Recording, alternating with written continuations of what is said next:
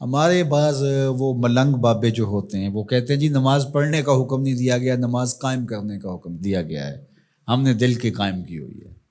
یہ ان کی خود ساختہ توجیہ ہے۔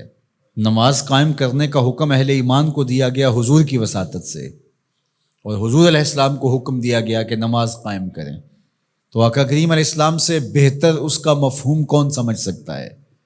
تو آقا کریم نے رکوع اور سجود والی نماز پڑھی اور قیام نماز کا عملی اظہار لوگوں کے سامنے رکھا، پھر اس کے اندر کیفیت کس قدر ہو تو یہ پھر جتنی قربت اللہ کی بندے کو نصیب ہوگی اس قدر وہ آگے بڑھتا چلا جائے گا۔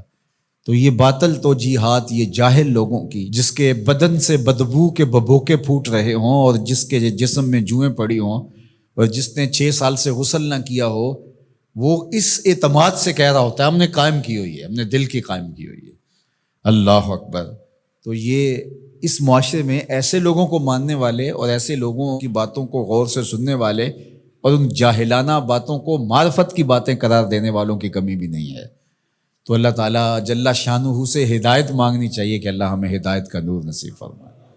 تو اقامت نماز سے کیا مراد ہے؟ اس کی فرائض کے ساتھ ادا کرنا، یا پھر رکوع سجود تلاوت کا اتمام اور اس میں خشوع کا اور خضوع کا اظہار اور اس میں مکمل ڈوب جانا کہ گویا تم اللہ کی عبادت کر رہے ہو تو اس کو دیکھ رہے ہو۔ اور حضرت عثمان غنی رضی اللہ تعالیٰ عنہ فرماتے ہیں کہ جس نے صحیح وضو کیا، حضور علیہ السلام سے روایت کہ جس نے صحیح وضو کیا جس طرح میں نے وضو کیا ہے اور 2 رکعت پڑھی اور اس میں اس کو کسی غیر کا خیال نہ آیا، تو اللہ تعالیٰ اس کے پچھلے سارے گناہ معاف کر دیتا ہے صرف 2 رکعت سے۔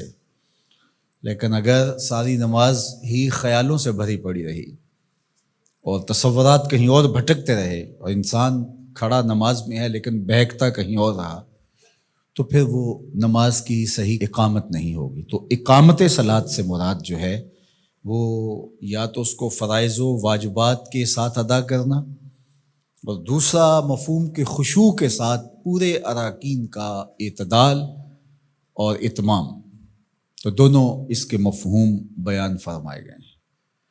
تو ظاہر ہے کہ ابتدا کے اندر تو کوشش ہوگی کہ فرائض واجبات پورے ہو جائیں، تو وہ خشوع اگر نہیں بھی حاصل ہو پایا تو پھر بھی کوشش جاری رکھنی چاہیے، نہ یہ کہ اب وہ تو کیفیت ہی نہیں نصیب ہو رہی تو میرا نماز پڑھنے کا کیا فائدہ۔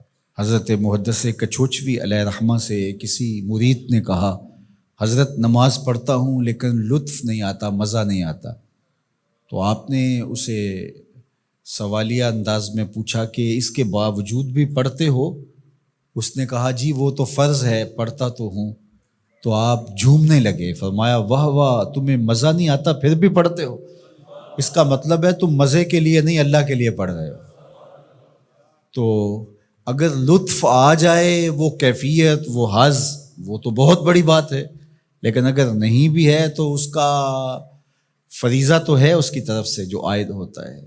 تو وہ شکل بنا کے تو کھڑے ہوں، وہ صورت بنا کے تو کھڑے ہوں، تو کسی دن وہ کیفیت بھی پیدا ہو جائے گی۔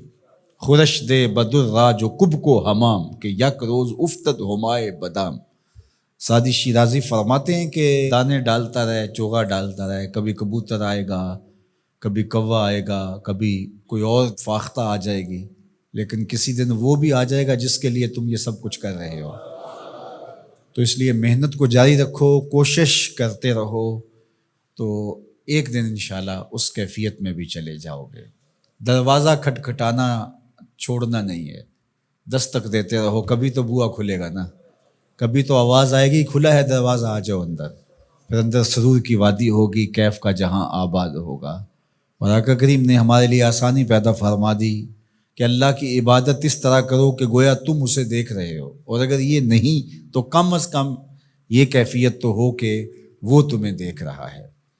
تو اپنی اپنی کیفیت ہوتی ہے، بہرحال نماز کو ترک نہیں کرنا، بھرپور کوشش ہو کہ خشوع و خضوع کے ساتھ نصیب ہو۔ تو نماز کی اقامت کا یہی مفہوم ہے۔